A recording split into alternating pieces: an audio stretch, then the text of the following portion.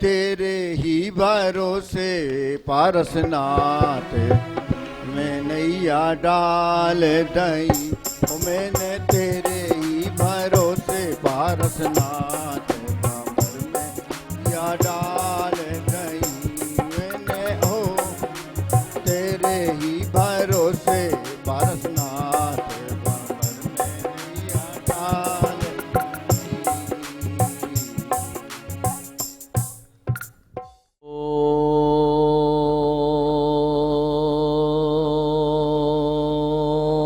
नमः सिद्धेभ्यः ॐ नमः सिद्धेभ्यः ॐ नमः सिद्धेभ्यः श्री वीतरागाय नमः। ओम नमो रहते भगवते श्रीमते श्रीमत्पार्श्व तीर्थंकराय द्वादश गण प्रतिष्ठिताय शुक्ल ध्यान पवित्राय सर्वज्ञाय स्वयंभुवे सिद्धाय बुद्धाय परमात्मने परम सुखाय त्रैलोकमहि व्याप्ताय अनंत संसार चक्र परिमर्दनाय अनंत दर्शनाय अनंत ज्ञान अनंत वीर अनंत सुखाय त्रैलोक शंकराय सत्य ज्ञानाय सत्य ब्रह्मणे धरणेन्द्र प्रणामंडल मंडिताय ऋषियारिका श्रावक श्राविका प्रमुख संगोपसर्ग विनाशनाय घाती कर्म विनाशनाय अघाती कर्म विनाशनाय श्रीमान प्रमोद कुमार चौधरी उषा नील आसी नम्रता विशाखा समस्त चौधरी परिवारस्य श्रीमती स्नेहलता मनोज सुजाता कर्णिका कर्णिक असर्फी सपरिवारस्य श्रीमान संजय संगीता आकृति शिवानी कौपल भगत जी परिवार सपरिवारस्य श्रीमान विमल कुमार गजरा देवी डॉक्टर सर्वज्ञ मिली यश यामी सौर्या परिवारस्य पूजो द्वादशांग रची गणि पूजो दिगंबर गुरु चरण शिव हेत सब आशाहनी सर्वज्ञ भाषित धर्म दश विद दयामयी पूजो सदा जजमान बिना षोडश रत्न जा बिना शिव नहीं कदा त्रैलोक के कृतिम अकृतिम चेत चेत्यालय जजु पंचमेरु नंदीश्वर जिनालय कचर सुर पूजित भजू कैलाश श्री समेत श्री गिरनार गिरि पूजो सदा चंपापुरी पावापुरी पुनि और तीरथ सर्वदा 24 सिर जिन राज पूजो 20 क्षेत्र विदेह के नामावली एक सहस दस जय होए पति शिव गेह के जलगंधाक्षत पुष्प चरो दीप धूप फल लाए सर्व पूज पद पूजूं बहु यदि भक्ति बढ़ाए ओम ह्रीं भाव पूजा भावना त्रिकाल पूजा त्रिकाल वंदना करे करावे भावना भावे श्री अरिहंत जी सिद्ध जी आचार्य जी उपाध्याय जी सर्व साधु जी पंच परमेश्वर नमः प्रथमानियो करणानियो चरणानियो द्रव्यानियो नमः दर्शन विशुद्ध्यादि षोडश कारणेभ्यो नमः उत्तमक्षमादि 10 लक्षण धर्मेभ्यो नमः सम्यक दर्शन ज्ञान चारित्र्येभ्यो नमः जल के विषय थल के विषय नभ के विषय गुफा के विषय पहाड़ के विषय नगर नगरी विषय ऊर्ध्वलोक मध्यलोक पाताल लोक विषय कृत्रिम अकृत्रिम जिन बिंबेभ्यो नमः विधि क्षेत्र स्थिति विद्यामय संकरेभ्यो नमः 5 भरत 5 अरावत 10 क्षेत्र संबंधी 30 24 720 तीर्थंकरेभ्यो नमः नंदी सती स्थिति 52 जितालेभ्यो नमः पंचमेरु संबंधी असंजय जितालेभ्यो नमः श्री कैलासगिरी सम्मेदगिरी चंपापुर पावापुर आदि गिरनार जी आदि आदि श्री क्षेत्रेभ्यो नमः साति श्री क्षेत्रेभ्यो नमः सलादि महार्घ्यं निर्वपामिति इंद्र नरेंद्र पूज जिन नायक नमो शांति हित शांति विदायक दिव्य विटप बहुपन की वर्षा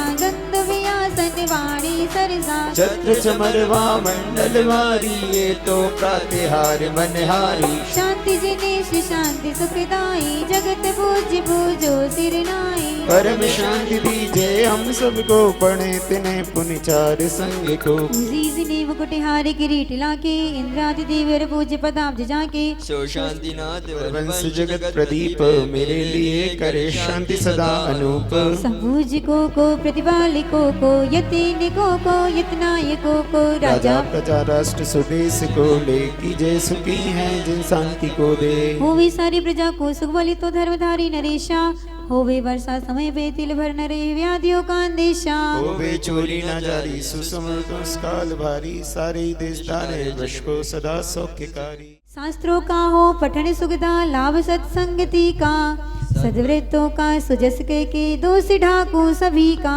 बोलूं प्यारे वचन हित के आपका रूप ध्याऊं, तबले से चरण जिनके मोक्ष जो न पाऊं। तो पद मेरे ही में मम है तेरे पुनीत चरणों में, तब लो लीन रहो प्रभु जब लो न पाया मुक्ति पद मैंने। अक्षर पद मात्रा से दूसरे जो कुछ कहा गया मुझसे क्षमा करो प्रभु, करना करी पुनि छुड़ावो अब दुख से। हे जगबंधु जिनेश्वर पाओ तव चरण शरण बलिहारी, मरण समाधि सुदुर्लभ कर्मो काक्षी हो सुबोध सुखकारी।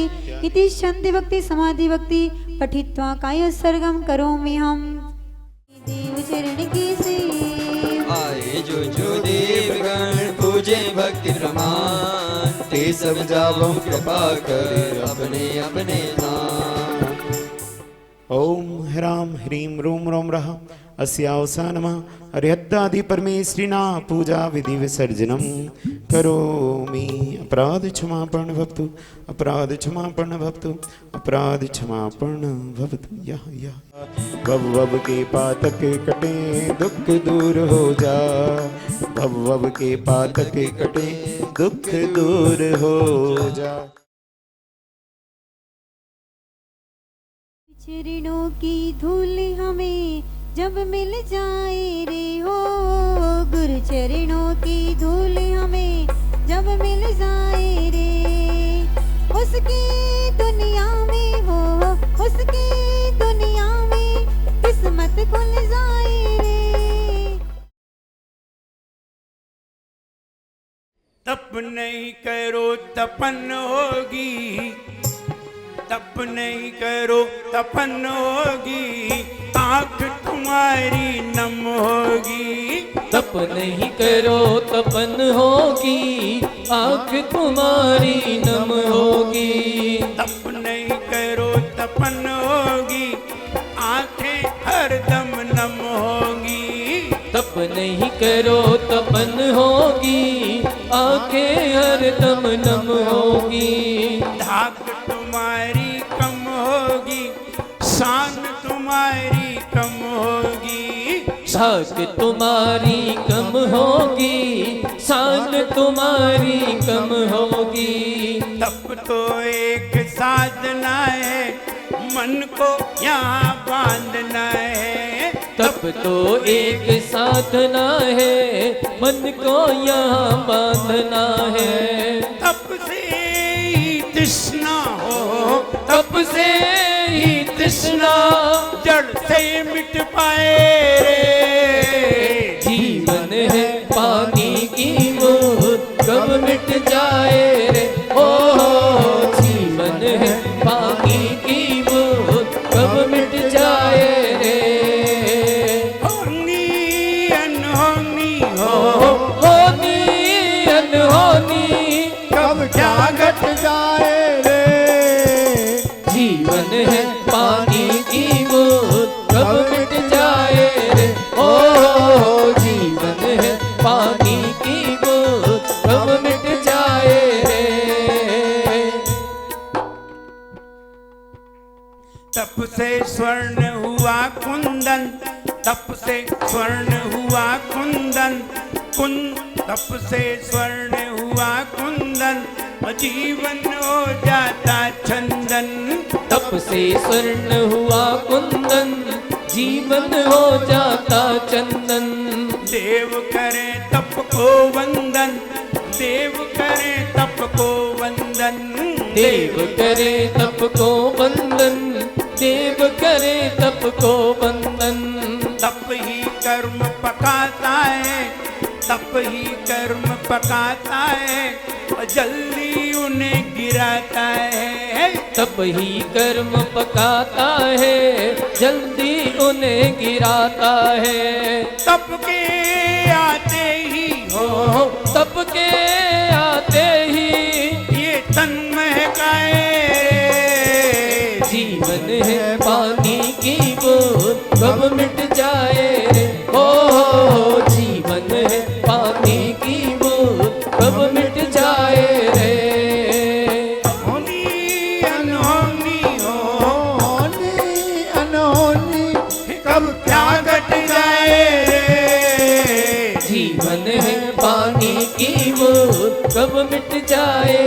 हो जीवन है पानी की बूंद कब मिट जाए रे।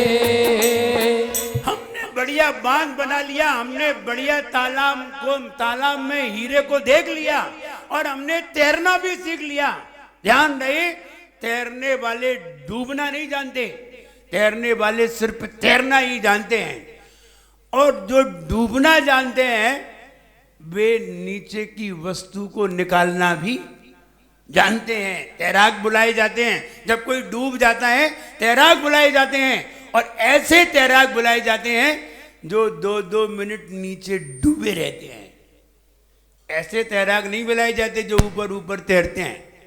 ऊपर ऊपर तैरना अलग बात है और डूब करके सांस को रोक लेना अलग बात है। ये एक अभ्यास है। और खाली होगे तो सांस भरेगी और भरे ही होगे तो फिर डूबोगे, बचोगे नहीं। अगर वजनदार हो गए तो पानी में तैर नहीं सकते। वो व्यक्ति बहुत परिश्रम करके 10 साल में बहुत सारा सोना लेकर के आया, लेकिन सोना ले कैसे जाए? तो उसने क्या किया, जैसे पीपे में घी भरते हैं ऐसे ही सोने को पिघला करके 2 पीपे में भर लिया। अब कोई पहचान भी नहीं पाएगा कि इसमें क्या है। पीपे में पिघला करके भरवा लिया और दोनों पीपे ले करके आ रहा था। अचानक बीच में तूफान सा आ गया, नाव डगमगाने लगी। सोचा हमने 10 साल में इतना सोना कमाया है, ये नाव डूब जाए तो कोई बात नहीं, सोना डूब गया तो 10 साल की मेहनत बेकार चली जाएगी। उसने अपने दोनों पीपे पीठ से बांधे और कूद पड़ा। फिर पता नहीं वो किनारे पे आया या नहीं आया। वजन को लेकर के अगर तुम कूदोगे तो डूबोगे, मरोगे, लेकिन हवा को लेकर के कूदोगे तो ऊपर आ जाओगे। अब तप करने की जरूरत है। हमने संयम लिया है किस लिए? खाने के लिए नहीं, खाने का त्याग करने के लिए संयम लिया था। अब धीरे धीरे अभ्यास करना है और ऐसा अभ्यास करना है जिससे कि हमारी शक्ति बढ़े। अब विचार करिए कि शक्ति किससे बढ़ती है? संयम का फल क्या है? आपने स्वाध्याय किया, पूजन की, पूजन का फल क्या है? पूजन का फल है मालूम है कि नहीं? चलो अच्छा है, तुम्हें नहीं मालूम और हम अभी बता भी नहीं रहे। अभी बताएंगे पूजन का विषय है। जिनको शिखर जी जाना है वो शिखर जी जाए, वहीं पूछेंगे। तो पूजन का फल पता करिए क्या है? स्वाध्याय का फल संयम है। अगर आपने स्वाध्याय किया है, आपने 1 साल 2 साल स्वाध्याय किया है और तुम्हारे जीवन में संयम नहीं आया तो फिर तुमने पढ़ा क्यों था? क्या मतलब निकला पढ़ के? इसलिए स्वाध्याय का फल क्या है? संयम। संयम का फल, संयम का फल समाधि। संयम का फल समाधि है। और समाधि के लिए हमें तप करना बहुत जरूरी है। उपवास करना सीखना चाहिए, व्रत करना सीखना चाहिए। जो लोग उपवास नहीं कर सकते, व्रत नहीं कर सकते, ऐसे लोग कभी भी समाधि नहीं कर सकते। दूसरा पॉइंट सुनिए, जो लोग चाय पीते हो उनकी कभी भी समाधि नहीं होगी, बिल्कुल नहीं होगी। वे सोचे भी नहीं कि मेरी समाधि हो। चाय पीने वाले तो कभी अपना आत्म कल्याण कर ही नहीं सकते, कभी भी नहीं कर सकते। और जो शराब पीने वाले हैं वे भी नहीं कर सकते। चाय और शराब में कोई अंतर नहीं है। शराब नहीं पीते तो सिर दुखता है और चाय नहीं पीते तो भी सिर दुखता है, एक ही बात है। अंतर इतना है कि चाय बड़े शौक से पीते हैं, शराब को छुप छुप के पीते हैं, चाय दिखा दिखा के पीते हैं। इतना ही अंतर है और कुछ अंतर नहीं है। जब आप देखेंगे तो टी इज वाइन, चाय ही शराब है। जैसे शराब शरीर को कमजोर करती है, ऐसे ही चाय भी शरीर को, दिमाग को कमजोर करती है। इसलिए ये चाय पीने वाले तो सोचे ही नहीं कि मेरी समाधि हो जाए, कभी भी ना सोचे, इनकी होगी ही नहीं। अब हमें समाधि तक जाना है, संयम तो हमने ले लिया। अब विचार करिए, आपने चारों प्रकार के आहार का त्याग कर दिया, और चारों प्रकार के आहार का त्याग किया, 3 दिन तक आपकी मृत्यु नहीं हुई। अब क्या होगा? 3 दिन तक आपकी मृत्यु नहीं हुई। अब तुम तड़पोगे। आहार का तो त्याग कर दिया, लिया जा नहीं रहा है, पानी भी ले नहीं पा रहे हैं, आहार का त्याग कर दिया, और 3 दिन तक उपवास करने का अभ्यास था नहीं, और 3 दिन तक तुम्हारे प्राण निकले नहीं। अब क्या होगा? अब तड़पन होगी, संक्लेशता होगी, इतनी पीड़ा होगी, आहार करने का मन होगा, खाना खाने का मन होगा, कहीं पानी पीने का मन होगा, और ऐसे परिणामों में तुम्हारा मरण हो जाएगा। फिर जाकर के मेढक बनोगी। हो गई समाधि खराब, हो गई संयम खराब, हो गई जिंदगी खराब, हो गया सारा धर्म खराब।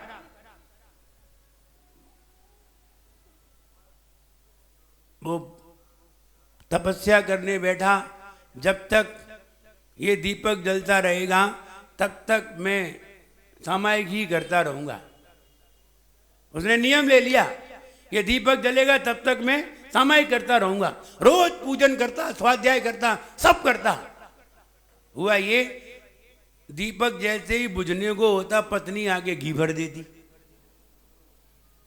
दीपक बुझा नहीं, अबे उठे नहीं, उनका नियम बना रहा, गला चटकने लगा, प्यास लगने लगी, और प्यास लगते लगते उनकी मृत्यु भी हो गई। मेढक बने जाके। देखो, धर्मात्मा थे, क्या बने? मेढक। हम ये कहना चाहते हैं कि उपवास करना सीखिए।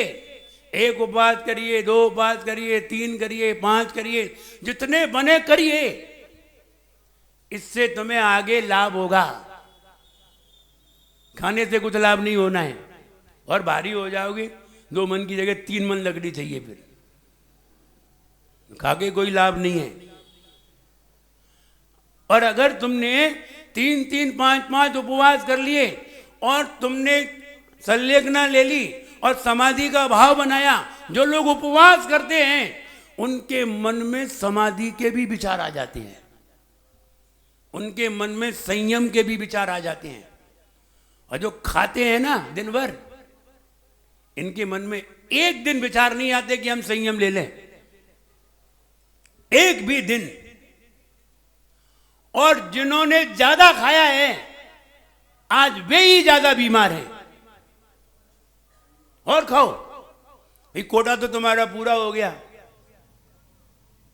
भाई। जितना तुम्हें 10 साल में खाना था, तुमने 8 साल में निपटा लिया। अब 2 साल फ्री रहेंगे कि नहीं? अब 2 साल का भोजन कहां से आएगा?